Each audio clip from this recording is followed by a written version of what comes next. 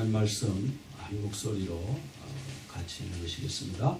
선문학 교회의 사도에게 편지하라. 처음이며 마지막이요 죽었다가 살아나시니가 이르시되 내가 내 환난과 궁핍을 알거니와 실상은 내가 고요한 자니라. 자칭 유대인이라 하는 자들의 비방도 알거니와 실상은 유대인이 아니요 사단의 대강이라.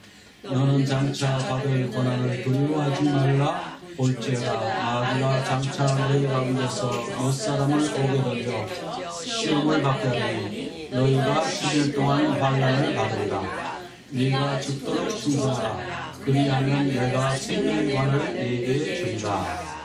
귀 있는 자는 성령이 교회들에게 하시는 말씀을 들을지어다. 이기는 자에게는 둘째 사랑의 해를 받지 아니하리라. 아멘. 우리가 지난번에 에베소 교회에 주시는 예수님의 말씀을 살펴보았습니다. 에베소 교회에 나타나시는 예수님의 모습은 어떠했는지 한번 기억을 더듬어 보겠습니다. 에베소 교회에 나타나서 말씀을 주신 그 예수님은 오른손에 7뼈를 붙잡았다 그랬습니다. 이 7뼈이 뭐라고 그랬죠? 7교회의 사자라 그랬죠.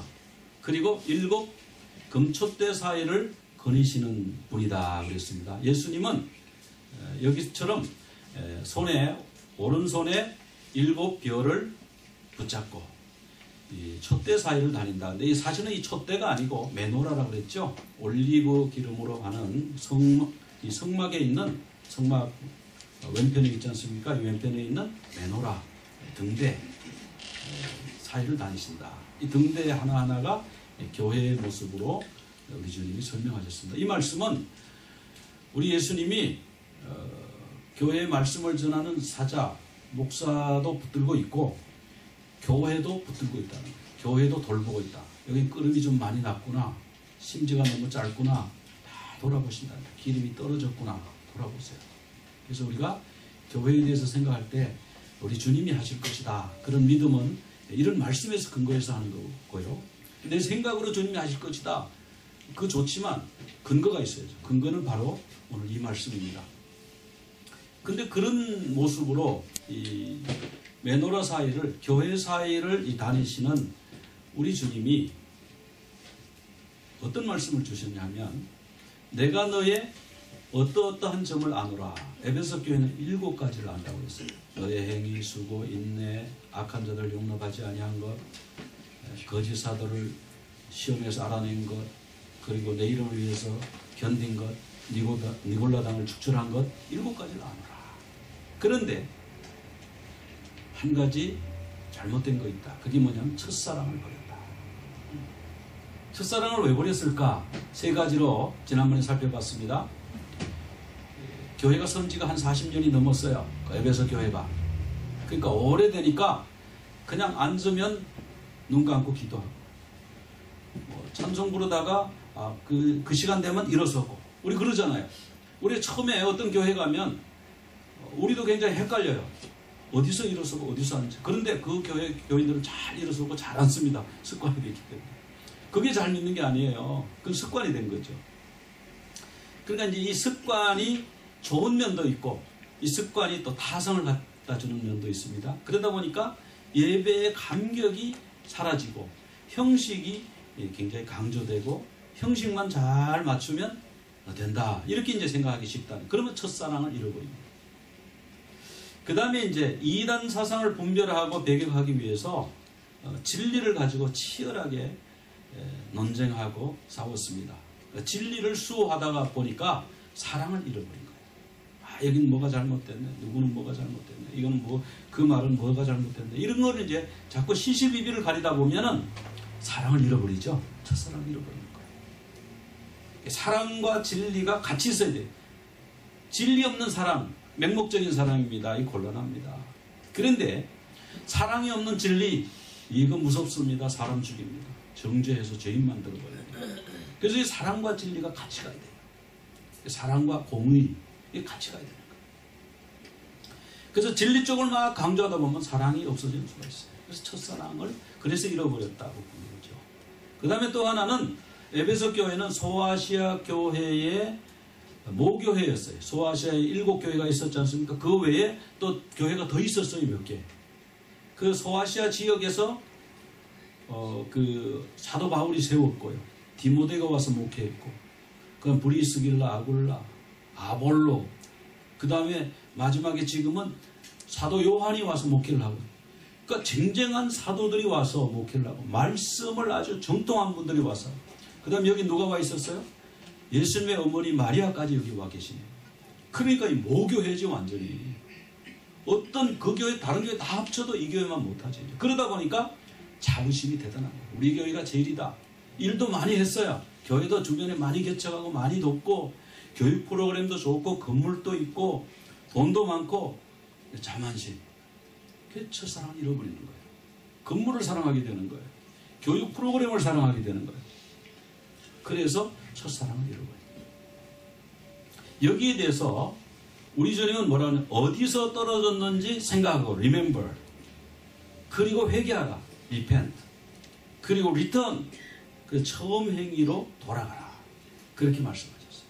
그래서 우리는 항상 내가 어디서 이렇게 됐는가, 어디서 이렇게 좀 잘못됐는가, 이런 걸 항상 기억해야 돼요. 그리고 그것이 알게 되면 다시 회개하고 돌아가면 되는 거죠. 그러나 이것을 회복하지 않는다면 내가 내게 가서 촛대를 옮겨버리겠다, 그렇게 말씀하고 있죠. 자, 이것은 뭐냐면 사랑을 잃어버리면 촛대를 옮겨버리겠다. 자, 교회에서 사랑을 잃어버리잖아요. 사랑이 없는 교회, 촛대가 옮겨집니다. 촛대가 옮겨진다는 것은 하나님의 임재, 그 올리브 기름을 이렇게 붓는 그 메노라, 빛이 나잖아요. 올리브 기름을 붓고 불을 붙이면 빛이 나잖아요. 빛이 안 나는 거예요. 사랑의 빛이 없는 거예요. 성령의 임재가 없는 거예요. 성령의 임재가 없으면, 성령이 그 교회를 떠나면 어떻게 돼요? 무슨 판이 될까요? 마귀 판이 되는 거예요. 교회에 마귀가 안 들어옵니까? 예수님 12제자 중에 한 명은 마귀한테 지배를 받았는데요. 초대교회 7 집사 중에 한 명이 니골라당, 마귀당으로 가버렸는데요. 교회는 100% 안전하다고요? 그렇게 생각하십니까? 그래서 항상 교회에서 긴장해야 되면 사랑이 떠나가면 안 돼요. 누구누구 뭐 실수했잖아요. 그거 왜 그렇게 했어? 이거는 진리예요, 진리. 그거는 의예요, 의. 근데 의 필요해요. 잘못한 거 잘못했다고 알려줘야죠. 근데 사랑이 없어. 그 사람을 판단하고 정죄하고 그러면 거기서 이제 촛대가 옮겨지는 거예요. 그래서 우리 교회는 절대로 첫사랑을 잃어버리지 않는 그 첫사랑을 꼭 붙드는 교회가 되시길 바랍니다. 첫사랑을 붙들면 돼요. 서툴러도 괜찮아요. 실수해도 괜찮아요. 실수한 거를 또 실수했다고 말할 때 그걸 또 받아들일 수 있어야 돼요. 그러나 사랑의 동기로 말하고 사랑의 동기로 받아들이고 그러면 성령의 임재가 있습니다. 만약에 촛대가 떠나면, 성령의 임재가 떠나면 사람이 아무리 모이고 건물이 아무리 좋고 앞에 십자가를 달아도 그건 교회가 아닙니다. 하나님은 성전까지도 버리셨어요. 하나님의 임재가 떠나버리니까 바벨론이 쳐들어와가지고 성전의 기구들 다 가져가 버리죠. 성전을 다 허물어 버렸잖아요. 그러니까 중요한 거는 교회 안에 사랑이 있어야 됩니다. 에베소 교회에서 우리가 꼭 붙잡아야 될 교훈은 이겁니다. 이제 오늘은 이제 서문학 교회에 대해서 살펴보는데, 서문학 교회는 우리 주님이 어떤 모습으로 나타나셨냐 하면은 처음이며 마지막이요. 이거 같이 읽어볼까요? 처음이며 마지막이요, 죽었다가 살아나시는가 이르시되. 자, 처음과 마지막이라는 것은 하나님은 창조주시라는 거예요. 자, 우리가 생사화복이라고 그러죠. 태어나고 죽고, 태어나는 걸 처음이라고 그러면 죽는 게 마지막이죠. 처음과 마지막. 하나님은 생과 사를 주장하시는 분이에요. 살리기도 하시고 죽이기도 하는 분이세요. 그리고 이 예수 그리스도는 실제로 죽었다가 다시 살아나셨죠. 십자가에서 돌아가셨죠. 그리고 부활하셨습니다. 그 주님이 에베소 교회는 그 7 별을 오른손에 잡고 7 촛대 사이를 다니시는 분으로 나타나셨는데, 여기에는 처음과 마지막 그리고 죽었다가 살아나신 분으로 나타나는 이유가 있겠죠. 그 이유를 보면 오늘 이제 여기에 다 답이 나옵니다. 여기 이제 서문학 교회인데, 서문학 교회는 에베소 교회에서 한 40마일 정도 북쪽에 있다고 그래야 되나요? 북서쪽에 있는 여기도 항구 도시입니다. 그래서 항구 도시이기 때문에 무역이 당연히 발전했고요. 그리고 상업과 예술이 발달했어요. 인구는 에베소보다 조금 적었어요. 그래서 인구는 한 15만 정도 된 걸로 추측합니다. 그리고 지금 그 7개의 그 도시가 다 폐허가 돼서 없습니다. 지진 나고 뭐 이렇게 해서 폐허가 돼서 없는데, 유일하게 지금까지 존재하고 있는 도시가 바로 이 서모나라고 하는 도시입니다. 그래서 이즈미르라고 하는 도시인데요. 그 당시에 그 3개의 항구가 있었는데, 에베소 항구가 있고 밀레도 항이 있고 서모나 항이 있었습니다. 그 중에 이제 하나가 오늘날의 이즈미르의 현대적인 모습입니다. 그러니까 역시 서머나의 유적들도 지금 존재하고 있다지만은 이 개발하느라고 도시 개발 과정에 유적들이 많이 없어졌겠죠. 훼손되고. 어쨌든 이 지역에 지금 서머나가 이즈미르라고 하는 곳으로 이름이 바뀌어 있습니다. 근데 이 서머나의 특징은 뭐냐 하면은 로마 제국의 휴양지예요. 자, 휴양지는 어떻습니까? 일단 경치가 좋고 기후가 온화하고 그래야 휴양지 아니에요? 그래서 그 로마에 있는 부자나 귀족들이요, 이 서머나로 많이 휴양을 왔어요. 거기 집도 지어놓고 거기서 뭐 와서 머물다가 가고 휴가도 오고 그랬던 곳이에요. 그러니까 여기에 이런 로마에서 오는 귀족들과 부자들을 상대로 하는 비즈니스가 이제 되기 시작하는 겁니다. 그리고 또 무역을 하는 곳이니 또 무역 선원들을 위한 비즈니스, 뭐 여러 가지로 좋은 조건을 많이 가지고 있었는데, 여기에 영적 상황은 어떠냐 하면 황제 신전, 황제 숭배 사상이 뿌리가 딱 내렸어요. 이 주전 195년에 이미 황제를 위해서 신전을 세웠다. 이게 최초로 황제 신전을 세운 도시랍니다. 그러니까 황제 숭배 사상이 굉장히 강했어요. 여기 이제 유적들이, 이런 유적들이 남아 있습니다. 그럼 이런 곳에 존재하는 서머나 교회는 어떻게 하나? 이 아주 부자 도시죠. 귀족들이 와서 휴양을 오는 도시니까 정말 여유롭고 풍요하고 뭐 이럴 것 같잖아요. 그 사람들은 굉장히 부자잖아요. 근데 서머나 교회는 어땠는가? 서머나 교회는, 이 서머나라고 하는 말은 무슨 말이냐 하면은 모략이라는 뜻이에요. 서머나가 모략이라는 뜻인데, 모략이 뭐 이렇게 생겼다고 합니다.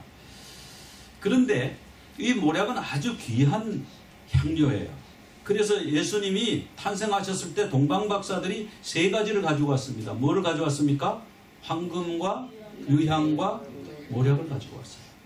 그러니까 이 왕에게 드릴 정도로 아주 귀한 선물이에요.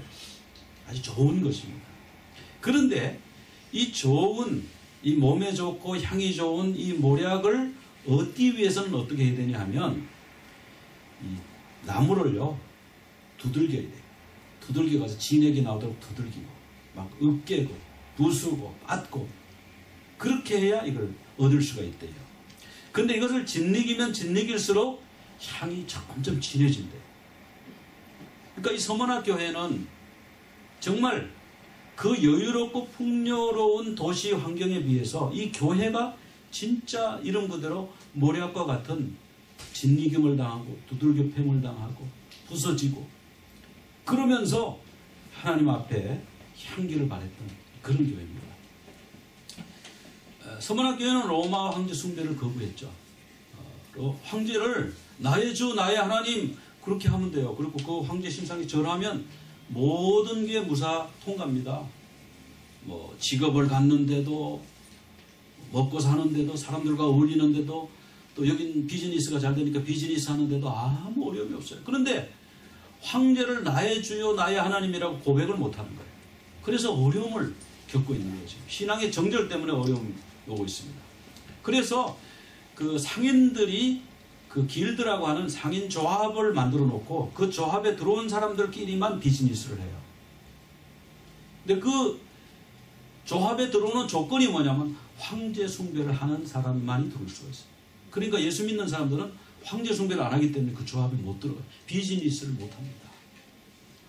그리고 혹도들이 주로 유대인들이 뒤에서 부추겨서 가서 막 집을 약탈하고 재산을 빼앗아가고 이런 일이 생기는 거예요.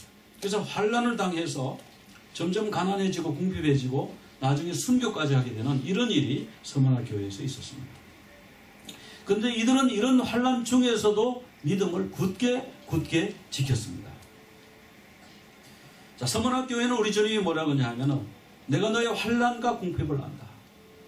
그러나 너는 세상적으로 볼 때는 가난하게 보일지 몰라도 영적으로는 부유한 자라고 말씀하셨어요. 자, 이 서머나 교회의 이 고통을 주님이 아신다는 거죠. 골로새서 1장 24절 같이 한번 읽어보겠습니다. 나는 이제 너희를 위하여 받는 괴로움을 기뻐하고 그리스도의 남은 고난을 그의 몸된 교회를 위해 내 육체에 채우고. 자, 그리스도의 남은 고난. 사도 바울이 지금 주님의 길을 가는데요. 고난이 많았어요. 사도 바울이 40에 하나 감한 매도 맞고 추위와 더위와 짐승의 위협과 파선의 위협과 여러 가지 위험을 당했는데 그게 뭐라고요? 그게 뭐라고 그럽니까? 그리스도의 남은 고난이다. 주님을 잘 믿고 주님을 전하려고 하면요. 여러 가지 고난들이 있다는 거예요. 온다는 거예요. 근데 우리 주님이 내가 너의 무엇을 아노라. 내가 너의 환난과 궁핍을 아노라. 그러나 실상은 네가 부유한 자니라. 그렇게 말씀해요. 주님이 알아주셨어요. 자, 우리가 막 힘들 때 뭐 때문에 힘들죠? 알아주는 사람이 없으면 힘들어요. 우리 아이들이 힘들 때요. 막 얘가 밖에서 누구한테 한 대 얻어맞고 왔어요. 막 울면서 막 왔어요. 근데 엄마한테 왔을 때 엄마가 누구한테 맞았네. 아프겠네. 아이고 많이 아프지. 이렇게 알아주면 어떻게 해요? 얘가 마음이 확 풀어져요. 그래가지고 아까 때린 아이하고 금방 놀아요. 그 걔하고 안 놀아. 어른들은 안 놀아. 나 때리기 때문에 안 놀아요. 근데 애들은 또 놀아요. 자, 알아주면 이 아픔과 고통이 치유가 됩니다. 없어집니다. 근데 우리 주님이 지금 내가 죽었다가 다시 살아난 자다 이거죠. 처음과 나중에 생사를 내가 주장하는 자예요. 근데 내가 너의 환난과 궁핍을 안다. 그래서 힘들고 고난 중에 가장 필요한 게 뭐냐면은 알아주는 거예요. 사람들이 자살하는데 힘들어서 자살하는 게 아니래요. 힘들어서 죽는 게 아니라 힘이 들어도요. 살아남는 사람이 있고 힘드는데 죽는 사람이 있어요. 힘들어서 자살하는 사람은요. 힘들어서 그런 게 아니고 알아주는 사람이 없어서 그렇대요. 너 정말 힘들구나. 그래. 너 정말 힘들 거야. 그래 내가 좀 알아. 그 마음을 그 심정을 좀 알아. 그럼 안 죽어요. 그래서 우리가 고난 중에 있을 때 정말 필요한 게 뭐냐면 주님이 무슨 솔루션이 필요한 게 아니고 거기에 우선요. 알아주는 게 이게 이제 공감이라고 그러는데 공감소통대화법 우리가 이제 앞으로 할 거잖아요. 공감해 줘야 되는 거예요. 누가 힘든 사람이 있으면 다른 얘기 할 필요 없어요. 그냥 공감해 주는 거예요. 그래서 힘들고 고난 중에 어려울 때에 정말 중요한 거는 뭐냐면 우리에게 필요한 게 하나님의 음성입니다. 하나님의 음성이 들리면요. 어떤 고난도 이겨요. 안 들리면 조그마한 고난에도 넘어집니다. 하나님의 음성을 다 들으시는 여러분 되시기 바랍니다. 자, 그런데 환난과 궁핍을 안는 게 환난이 뭐냐 하면 들립시스라고 그러는데 큰 돌에 눌러서 찌그러진다. 그런 뜻이에요. 그러니까 모략을 큰 돌로 이렇게 찢잖아요. 그러니까 이거를 이제 환난이라고 그러는 거예요. 그렇게 표현하실 거예요. 황제 숭배 안 한다고 해서 환난이 왔죠. 유대인들이 또 중상모략해가지고 환난이 왔어요. 그래서 내가 너희들이 그렇게 해서 어려움 당하는 건 내가 안다. 그러시는 거예요. 그 히브리서 10장 33, 34절에 보면은 비방과 환난과 사람들에게 구경거리가 되고 갇힌 자를 동정하고 너희 소유를 빼앗긴 것도 너희가 기쁘게 당하는 것은 너희에게 더 낫고 영구한 소유가 있는 줄을 너희가 알기 때문이다 그랬어요. 알면 여기 나오죠? 10장 34절 알면 기쁘게 당하는 거예요. 알면. 내가 빼앗겨도 하나님이 갚아주실 걸 알면 기쁘게 당할 수가 있어요. 고난이 오는데 하나님이 내 아픈 이 상황을 아신다 그러면 나는 기쁨으로 당하는 거예요. 그리고 더 낫고 영광 소유 상급이 있다는 거예요. 자, 그 다음에 궁핍은 뭐냐? 포토케이아인데, 이 궁핍은 제가 이제 원어를 이렇게 쓰니까 좀 이제 어려워하시는 분도 있는 것 같은데, 사실 이 원어로 들어가야 성경이 이 번역본 가지고는 이 진짜 뭐라고 그러셨는지 알라 그러면 원어로 들어가야 돼요. 번역본은 잘 캐치가 잘 안 돼요. 영어 성경도 번역본입니다. 다른 성경 다 번역본이에요. 그러니까 히브리어 성경, 헬라 성경 들어가면 그 원어의 뜻이 뭔지 이제 그렇게 살피는데, 이 부토케이아라고 하는 거는 원어의 뜻이 뭐냐면요, 그냥 저 사람 그냥 좀 살기 힘들대 그런 게 아니고 아주 거지야, 알거지 이런 뜻이에요. 그 영어로는 베거리로 번역이 됐어요. 그냥 너희가 환난을 당해가지고 막 그 돌에 짓눌림을 당했지, 내가 그거 알아, 그 아픈 거 알아, 얼마나 힘들고 아프겠냐 알아. 그리고 너희들이 돈도 못 벌고 있는 것도 다 뺏기고 너희가 거지처럼 되었지. 주님이 그거 아시는 거예요. 누구누구 거지 됐대 아신다 이거예요. 주님의 위로가 그런 거죠. 황제 숭배를 거절한다고 재산을 다 몰수당했잖아요. 정상적인 직업을 가질 수가 없잖아요. 예수님이 알고 있다. 하나님 음성이.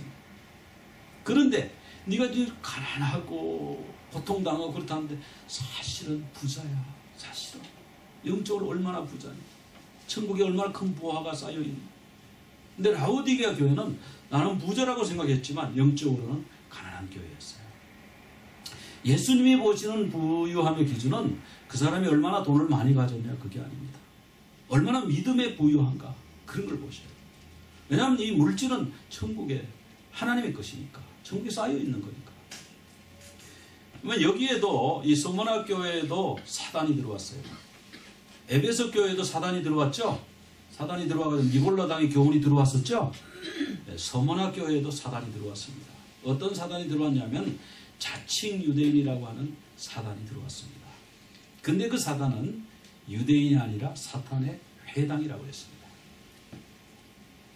자, 서머나에는 유대인들이 많이 이주해서 살았습니다. 이주해서 살면서 그 도시의 상권 주도권을 유대인들이 싹쓸이를 했어요. 근데 교회가 세워지는데 이 교회는 뭐 이방인들도 있지만 주로 누가 많이 나왔죠? 그 유대인들 중에서 개종을 했어요. 유대인들 중에서 개종을 해서 교회를 세우고 이방인들도 믿게 되고 이렇게 교회가 되지 않습니까? 그러니까 교회가 세워지니까 사탄이 이 교회를 없애야 되겠는데 어떻게 없애냐? 로마 정부에다가는 황제 숭배를 거절하는 자다. 이렇게 해서 로마 정부가 이제 박해를 하고요. 유대인들을 이용해서는 또 어떻게 교회를 비판하냐? 유대인들은 식인종이다. 왜? 오늘 우리 성찬식 했잖아요. 성찬식 할 때 이것은 너희를 위하는 내 몸이니 먹으라. 이것은 너희를 위하여 흘리는 내 피니 마시라. 이렇게 하면서 성찬식을 하잖아요. 그러니까 크리스천들은 피와 살을 먹는데 식인종이래. 그러니까 전부 두려워하고. 그러니까 뭐 이 식인종들은 빨리 박멸해야 되죠. 그래서 기독교인들을 무참하게 학살했어요. 황제 숭배도 거절하지. 거기다가 또 식인종이 되지. 뭐 이상한 데 숨어 살지. 직업도 안 가지려고 그랬지. 뭐 어디 왜 그 황제 숭배하고 이게 딱 길드에 들어와서 비즈니스 하면 되는데 왜 그러지? 이해가 안 되는 거예요. 그래서 이 사단이 교회를 핍박하기 위해서 로마 정부와 유대인들을 이용해서 굉장히 환난을 주고 궁핍을 줬다.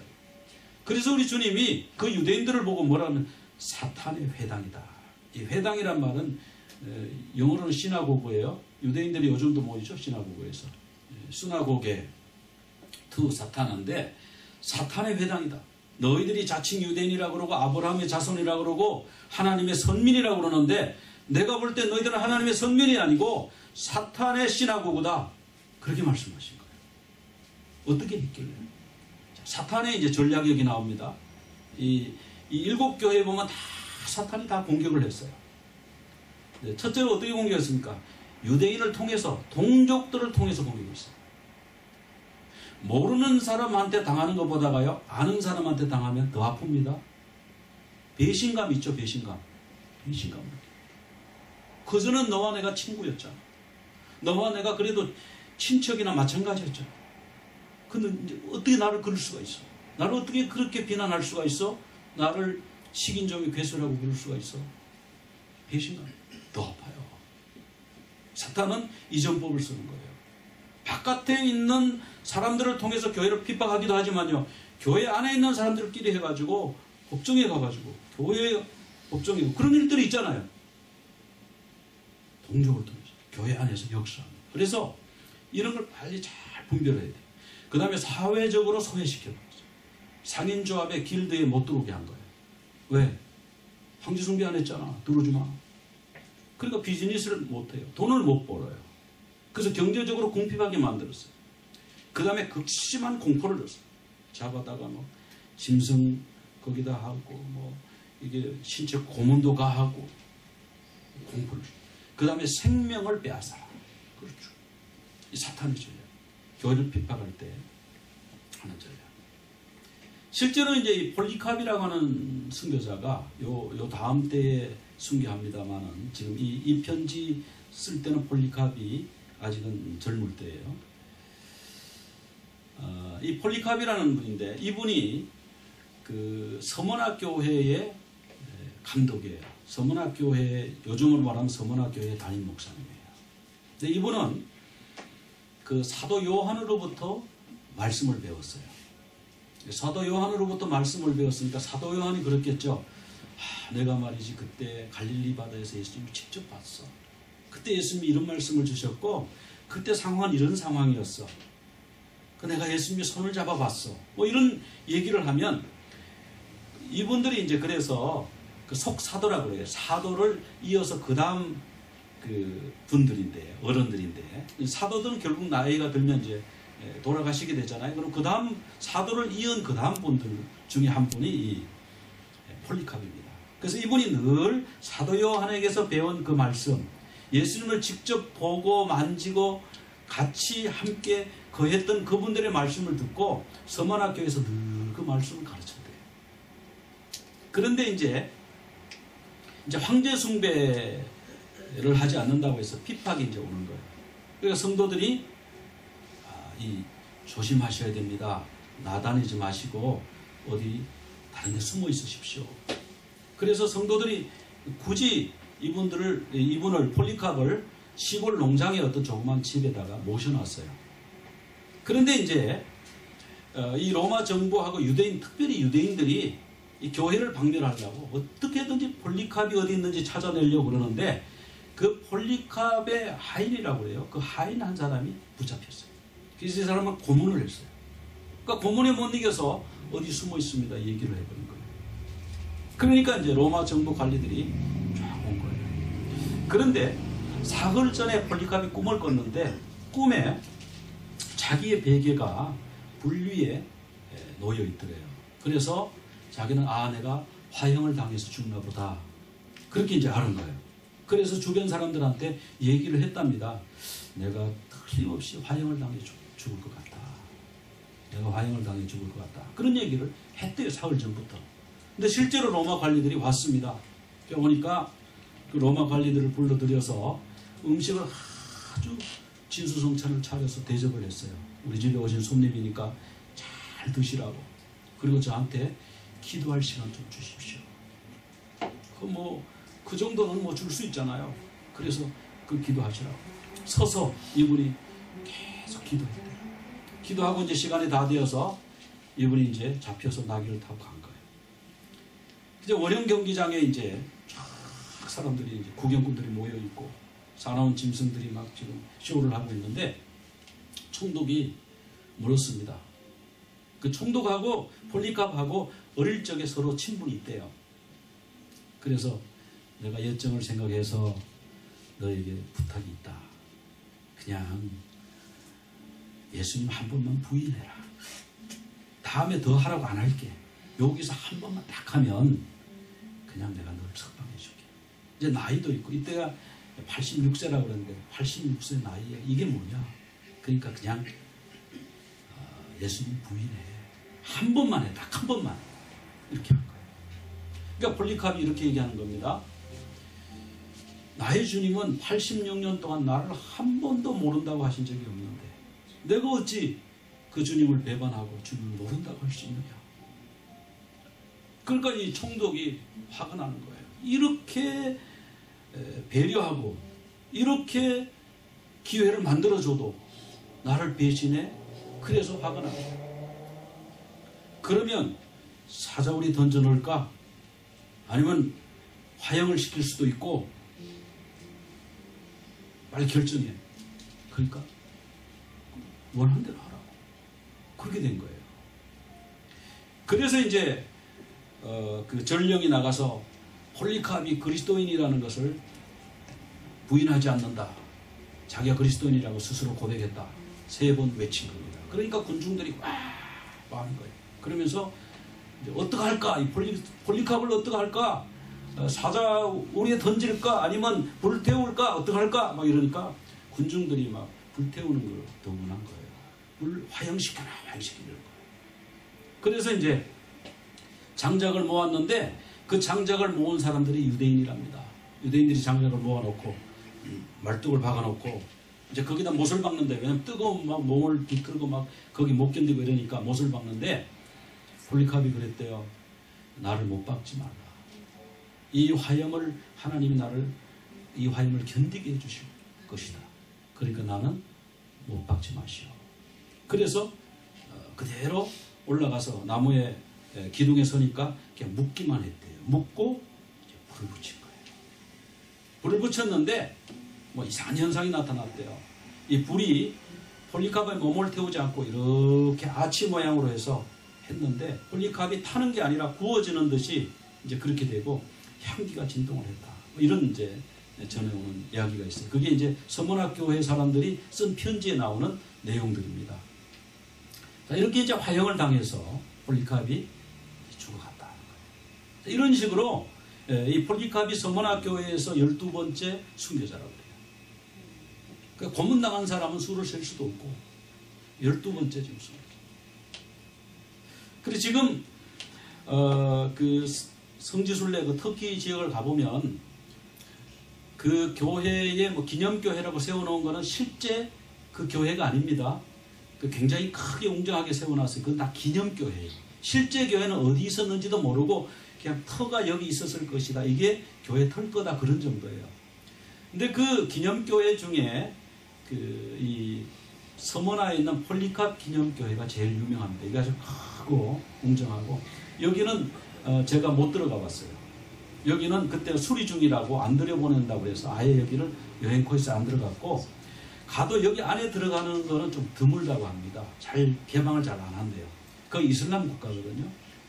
근데 이 이슬람 국가인데 여기에는 매주 한 30여 명 정도 교인들이 모여가지고 예배를 드린대요. 그 소문학 교회만 지금 살아있어요. 이 폴리캅이라고 하는 이름이 지금 적혀 있죠. 자, 그래서 이 서문학 교회는 이 핍박을 믿음으로 죽도록 충성함으로 말미암아 하나님으로부터 큰 상급을 받은 그런 교회인데, 그러니까 책망이 없어요. 이 교회는 책망이 없는 교회입니다. 빌라델비아 교회가 책망이 없고요. 예수님은 이 교회에 대해서 뭐라고 권면하셨는가 보면, 자, 너는 장차 받을 고난을 두려워하지 말라. 자, 예수님이 내가 너의 환난과 궁핍을 안다 그러시고 그 다음에 주신 말씀이 뭐예요? 아이고 힘들지, 이제 그만 고생하게 해줄게. 그렇게 말씀하셨어요? 아니면 앞으로 고난이 더 있대요? 더 있대요. 이게 우리가 이해가 안 되죠. 이게 오늘 말씀의 이제 핵심이에요. 그 다음에 보세요. 앞으로 남아있는데 앞으로 뭐예요? 장차 마귀가 너희 가운데 몇 사람을 옥에 던져 시험을 받게 하리니. 조금 전에 폴리캅 얘기했죠? 그 중에 한 사람이 폴리캅이라고 해요. 나중에 옥에 던져지고 죽게 된다. 화형을 당해서 죽거나 사자에게 찢겨 죽거나 죽게 된다. 그런 말씀. 아니 지금 고난도 힘든데. 그런데 뭐라고 그래요? 너희가 10일 동안 환난. 이 환난이요 10일간이래요. 그러니까 영원히 계속되는 거 아니야. 여기에 시간이 있어. 끝이 있어. 그 말씀이에요. 그럼 왜 이렇게 말씀하셨나? 그래서 너는 죽도록 충성해라. 죽도록 충성하면 생명의 관을 내가 너에게 주겠다. 그렇게 말씀하셨어요. 자, 이 장차받을 고난은 뭐 투옥하고 죽게 만든다. 그러나 하나님의 사랑에서 우리가 끊어지는 거 알고요. 끊어지지 않는 거 알고요. 열흘이라고 하는 건 기간에 끝이 있다는 얘기고 죽도록 충성하라 그랬는데, 이 환난 중에 있는 교회는 환난을 피하면 문제가 해결이 안 됩니다. 자, 한번 봅시다. 여기 지금 어디 같아요? 여기가요. 완전 쓰레기장 같죠, 그죠? 여기 어디냐 하면은 이집트 카이로에 있는 모카탐 빌리지라고 하면 됩니다. 여기에 가운데 보면 십자가가 보일 거예요. 몇 군데 십자가 여러 개 보이죠? 그리고 거기에 성화들이 걸려 있는 걸 보일 겁니다. 그 이집트에 원래 그 크리스찬들이 있었어요. koptik교인들이에요. 이 koptik교의 크리스찬들이 거기가 이제 무슬림들이 장악을 하고 애들 공부를 못 시킵니다. 왜냐하면 애들이 학교 가면요, 선생님이 너 크리스찬이야? 크리스찬은 땅바닥에서 공부해. 다른 애들은 다 책상에서 공부하는데 그럼 애가 학교 갈 수 있어요, 없어요? 친구들이 자기들끼리는 잘 놀고 크리스찬을 때리는 거예요. 학대하는, 놀리는 거예요. 학교, 엄마 나 학교 가기 싫어. 학교 못 보내요. 그럼 학교 못 보내면 공부 못하고 뭐 시험을 칠 수도 없고 공무원도 못하고 직업을 가질 수가 없는 거예요. 그러니까 이런 이제 쓰레기, 이 사람들이 이제 자발린이라고 불리는데 쓰레기 줍는 사람, 한국식으로 말하면 넉마주의가 되는 거예요. 그래서 넉마주의 마을이 형성이 된 거예요. 근데 이 사람들 신앙으로 삽니다. 그 카이로 시민들이 버린 쓰레기들을 모아다가 거기서 뭐 빈 병도 뭐 빈 깡통도 따로 모아가지고 그걸 팔아가지고 생계를 유지한다고 해요. 근데 이 사람들의 교회는 이렇게 생겼어요. 그 동굴에다가 교회를 만들어놨는데 교회가 이렇게 좌석이 많아요. 10,000명 이상 수용한다고 그래요. 이 사람 믿음으로 삽니다. 생활은 어떻든지 우린 믿음으로 산다. 근데 이 사람들은 아이가 태어나면 이 손에다가 여기 십자가를 문신을 새겨준대요. 나중에 이 아이들이 이 문신만 봐도 누구 크리스찬인지 아닌지 알아요. 그러니까 이 IS가 말이죠. 이 사람들을 다 잡아가지고 개종 안 하면 참수한다고 해요. 참수시켜버린 거예요. 그 장면이 실제로 그 사람들을 찍어서 발견잖아요. 오늘날 또 예수 믿는 것 때문에 참수당하고요. 예수 믿는 것 때문에 직업을 박탈당하고 이렇게 사는 사람들이 있습니다. 이건 어디냐면 중국입니다. 교회를 폭파시켜버렸어요. 교인들을 잡아 가둬요. 노방전도 하면요, 징역 1년 6개월이에요. 그런데 그 노방전도 하다가 징역 1년 6개월 형을 살고 나온 사람한테 우리 한국에서 그 선교여행 간 사람이 물어봤답니다. 억울하지 않냐고. 그랬더니 그분이 그랬대요. 그러면 주님이 시키면 한국 교회는 순교는 안 할 거냐고. 주님이 시키면 순교도 할 거 아니냐고. 그런데 형 1년 6개월 살고 나온 게 뭐 그렇게 대단한 거냐. 나는 또 할 거라. 이런다는 거예요, 이 사람들이. 이런 믿음이 있어요. 그러니까 주님은 이런 믿음을 가지라는 거예요. 형 살고 그 다음에 난 이제 다시는 예수 안 믿어. 이런 사람이 아니라 형을 살든 목숨이 끊어지든 내가 주님을 사랑합니다. 주님을 섬기겠습니다. 이 신앙을 가지라는 거예요. 이건 어디겠습니까?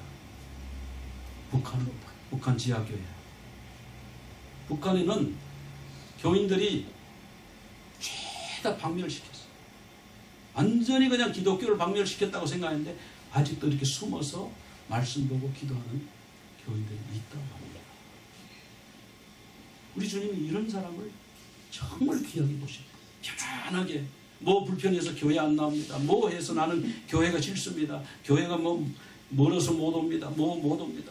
뭐 그런 건 그게 이유가 안 된다. 이 사람들은 그런 게 이유가 안 된다는 거예요. 그래서 우리 주님은 죽도록 충성하라는 거예요. 인스턴트 신앙을 갖지 말라는 거예요. 우리 오늘 인스턴트 신앙이 너무 쉽게 예수 믿고 예수는 구주로 고백만 하면 천국 가요. 이러고 마는 거예요. 그러니까 삶이 하나도 안 변하잖아요. 삶이 안 변해요. 인스턴트 신앙을 만들어 놔버렸어요. 인스턴트 신앙에는 믿음이 필요 없어요. 그냥 입술로 한마디 고백하면 된다. 이런 거니까. 편안하게 예수 믿으려고 하지 마라. 편안한데 자꾸 찾아다니지 말란 말이죠. 자기 평안을 위해서 믿는 자는요, 주님의 신부가 아니에요. 자기를 위해서 믿는데 무슨 주님의 신부가 될 수가 있습니까? 어린 양의 신부는요, 가슴에 열정이 있어야 돼요. 끓는 열정이 있어야 돼요. 어떤 어려움, 어떤 환란이 와도 나는 주님만 따라갑니다. 심지어는 내가 순교할 수 있다면 내가 순교하겠습니다. 이런 정절이 있어야 된다는 거죠. 환란이 닥쳐와도 목숨을 바치더라도 변치 않는 사랑으로 주님을 사랑하겠습니다. 이게 신부의 사랑이에요. 그게 그리스도의 신부. 생명의 관을 주신다고 그랬는데 관에는 두 가지 종류가 있습니다. 디아데마가 있는데 이건 왕관이에요. 그리고 스테파노스는 승리자의 관이에요. 보통 월계관이라고 그러는데 옛날에는 월계관보다는 올리브로 관을 만들어서 이렇게 썼대요. 주로 이제 마라톤 선수, 황정조 선수죠. 마라톤 뛰어서 마지막 결승전 골인하면요, 거기 1등한 사람한테 이런 올리브관을 탁 씌우죠. 자, 스테파노스는 이 올리브관은 애쓰고 수고하고 노력함으로 쟁취하는 거예요. 그렇죠? 그러니까 이 마라톤 우승자가 뛰면서 막 심장이 아프다면서요. 이 심장이 아픈데 얼마나 그만두고 싶겠어요. 그 그만두고 싶은 마음을 참고 심장이 터질 것 같은데도 참고 뛰는 거예요. 뛰어도 아직 골인 지점이 안 보여요. 그래도 죽도록 달려서 마침내 받는 것이 스테파노스입니다. 이게 생명의 관이에요. 그러니까 이 생명의 관은 가만히 앉아서 말 한마디로 받는 게 생명의 관은 아닙니다. 생명의 관은 정말 마라톤 선수처럼 죽기를 각오하고 뛰었을 때 받는 게 생명의 관이에요. 그 주님을 배반하려고 하는 그런 유혹, 핍박, 목숨의 위협, 이런 모든 순간들, 경제적 궁핍, 환란, 이것들을 다 이겨내고 죽도록 충성하면 최후에 받는 것이 생명의 스테파노스. 이기는 자에게 주시는 상급. 자, 시험이 올 때 여러분 시험을 어떻게 해야 됩니까? 이제 거의 말씀 다 드렸어요. 시험이 올 때 어떻게 하라고요? 시험에게 져서 시험에게 순응하고 따라가라? 아닙니다. 마귀가 우리를 시험할 때 어떻게 해야 돼요? 마귀가 우리를 시험하면요, 대적해야 됩니다. 대적. 마귀가 우리에게 시험을 줄 때는 우리가 시험을 피하면 안 돼요. 이겨야 돼요. 그게. 사탄을 대적해야 돼요. 그리고 하나님께 복종해야 돼요. 그게 성경 말씀이 나옵니다. 야고보서 4장 7절인데 같이 읽겠습니다. 그런즉 너희는 하나님께 복종할지어다. 마귀를 대적하라. 그리하면 너희를 피하리라. 자, 마귀를 대적하지 않으면 마귀가 자꾸 졸졸 따라와요. 처음에는 따라오죠. 나중에는 내 앞을 가로막고요. 나중엔 나를 삼켜버려요. 마귀가. 그러니까 마귀가 오면 대적해버려요. 이 사탄아 물러가라. 그렇게 해야 되는 거예요. 말로만 물러가라가 아니라 어떤 고난이 와도 피하지 말고 막 이겨나가는 거예요. 그럼 사탄이 피해가는 거예요. 어떤 고난이 왔을 때 자꾸 지잖아요. 자꾸 양보하고 나이스하게. 그러면 사탄이 점점 기가 살겠죠. 귀 있는 자는 성령이 교회들에게 하시는 말씀을 들을지어다. 이기는 자. 우리가 이기는 자가 돼야 돼요. 지는 자가 되지 말고. 우리 옆 사람에게 이기는 자가 됩시다. 우리 한번 서로 얘기해 보시기 바랍니다. 서로 네. 이기는 자가 돼요. 새해는 이기는 자가 됩시다. 예. 이기는 자는 스테파노스, 생명의 스테파노스를 받고요. 그 다음에 뭘 받냐면 둘째 사망의 해를 받지 않아요. 여러분 사람은요, 두 번 죽는다는 거 아시죠? 제1의 사망은 영혼과 육신이 분리되는 거예요. 의학적으로는 심장사가 죽음이냐, 뇌사가 죽음이냐, 아직도 논란이 있습니다만은, 우리 신학적으로 말하면, 성경으로 말하면요, 영혼과 육신이 분리되면 죽음이에요. 죽음은 분리입니다. 그 다음에, 둘째 사망은 뭐냐면, 하나님과 나의 영혼이 분리가 되는 거예요. 아이들이 잠자기 전에 막 잠 안 자려고 막 애쓰고 울고 그런다고 그래요. 왜 그런다고 그래요? 요즘 연구한 것에 학자들의 연구에 의하면은 엄마하고 분리될까봐 눈 감아버리면 엄마가 안 보이잖아요. 근데 이거 이제 나중에 많이 경험해서 아 이건 자는 거야 이걸 알 때까지는 늘 불안한 거예요. 자다가 깨보니까 엄마가 없는 거예요. 자면 이거 큰일이구나. 엄마 잃어버리는구나. 이렇게 되는 거예요. 그러니까 이 분리, 아이들이 그 분리를 얼마나 두려워합니까? 그래서 막 울잖아요. 엄마 떼놓고 가면 막 울고 그러잖아요. 분리. 죽음은 뭐냐? 분리입니다. 우리 왕따 굉장히 힘들어해요. 왕따가요. 몸에 화상을 입히는 것과 마찬가지의 상처를 마음에 준대요. 그 왕따가 뭡니까? 분리입니다. 분리. 사람은 분리되면은 죽음을 느껴요. 고통을 느껴요. 그래서 우리 사회는 그런 분리가 있으면 절대 안 돼요. 서로 분리된 사람을, 소외된 사람을 끌어안고 자꾸 합쳐줘야 돼요. 자, 우리 계시록 20장 12절부터 같이 한번 읽어보겠습니다. 또 내가 보니 죽은 자들이 큰 자나 작은 자나 그 보좌 앞에 서 있는데 책들이 펴있고 또 다른 책들이 펴졌으니 곧 생명책이라 죽은 자들이 자기 행위를 따라 책들에 기록된 대로 심판을 받으니 바다가 그 가운데서 죽은 자들을 내주고 또 사망과 음부도 그 가운데서 죽은 자들을 내주매 각 사람이 자기 행위대로 심판받고 사망과 음부도 불못에 던져지니 이것이 둘째 사망 곧 불못이라. 누구든지 생명책에 기록되지 못한 자는 불못에 던져지라. 자, 하나님의 심판대 앞에서 생명책이 있고 행위록이 있는데 그 책에 기록되지 않는 사람은 자, 불못에 던져지는데 이것이 둘째 사망. 하나님으로부터 영원히 분리되는 것이 둘째 사망입니다. 자, 시험을 이기는 사람은요, 생명의 스테파누스를 받을 뿐만 아니라 둘째 사망에도 안 들어갑니다. 자, 계시록 21장 8절 같이 읽겠습니다. 그러나 두려워하는 자들과 믿지 않는 자들과 흉악한 자들과 살인자들과 행음자들과 술객들과 우상 숭배자들과 모든 거짓말하는 자들은 불과 양으로 타는 못에 참여하리니 이것이 둘째 사망. 자, 분명히 둘째 사망이 있습니다. 그래서 이 시험을 죽도록 충성하는 자, 시험을 이기는 자는 둘째 사망에 들어가지 않습니다. 터키에서 온 기독 편지 영상인데요. 한번 보도록 하겠습니다.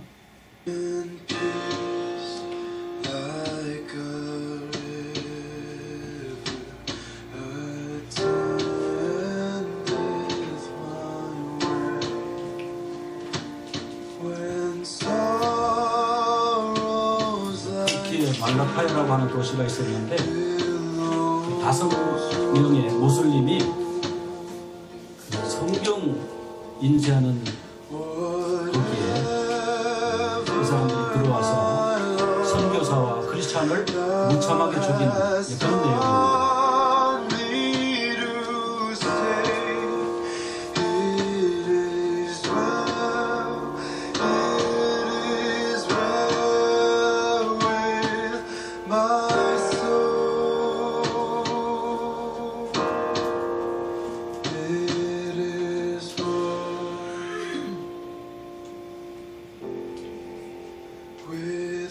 예수 그리스도를 부인하라고 지금 의자에 묶어놓고 이 무슬림들이 지금 협박을 하고 있죠. 칼로 이제 찌릅니다. 손가락을 자르기도 하고요. 칼로 찌르고요.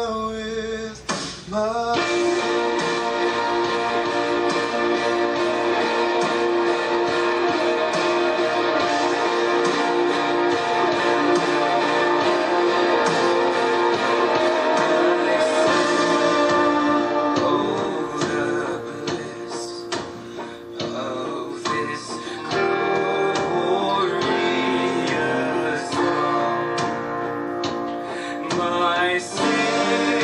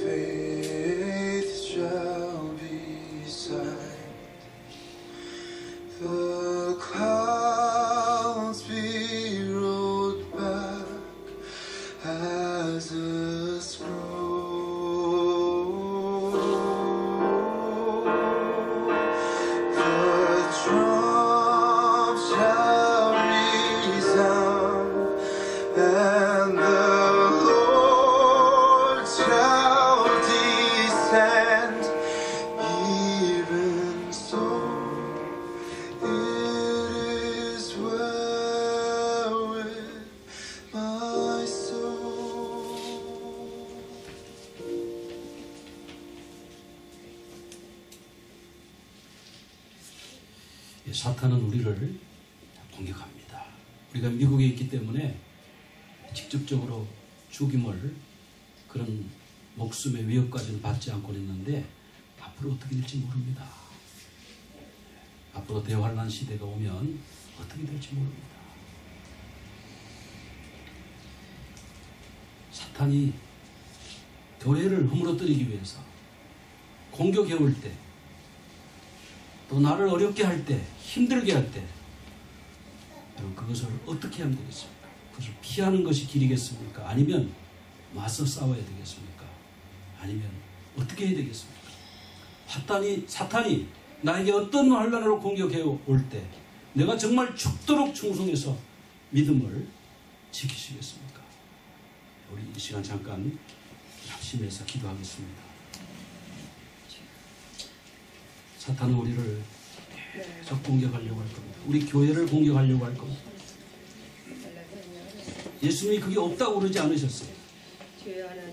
고난이 있을 때에 이길 수 있는 힘을 달라고, 대적하고 승리하고 생명의 환을 받고 둘째 사망의 해를 받지 않는 저희들 되게 해달라고 이 시간 합심해 기도하겠습니다. 하나님 아버지, 사탄이 교회를 미워하고 교회를 해치하려고 여러 가지 꾀를 내고 여러 가지 수단을 동원해서 핍박하고 환난을 줄 때, 어려움을 줄 때, 목숨을 위협하고 경제적인 공격을 가지고 사회적으로 우리를 소외시킨다고 할지라도 하나님 그것이 두려워서 피해서 주님을 부인하고 세상으로 돌아가는 나약한 저희들이 아니라 우리 주님 말씀하신 대로 죽도록 충성하는 저희들이 되게 하여 주시옵소서. 죽도록 충성하며 생명의 관을 주시고 이기는 자에게는 둘째 사망의 해를 받지 않게 하시겠다고 하셨는데, 주님 우리 속에 찾아오는 크고 작은 어려움들이 있습니다. 하나님 이것을 이기게 하여 주시옵소서. 경제적인 어려움도 이기게 하여 주시옵소서. 육신의 어려움도 이기게 하여 주시옵소서. 질병도 이길 수 있는 능력을 주시옵소서. 어떤 어려움도 주님을 믿는 믿음으로 흔들리지 않고 이겨서 주님 앞에 서서 칭찬받고 상급받는 저희들 다 되게 하여 주시옵소서. 도와주시옵소서. 붙들어 주시옵소서. 예수 그리스도의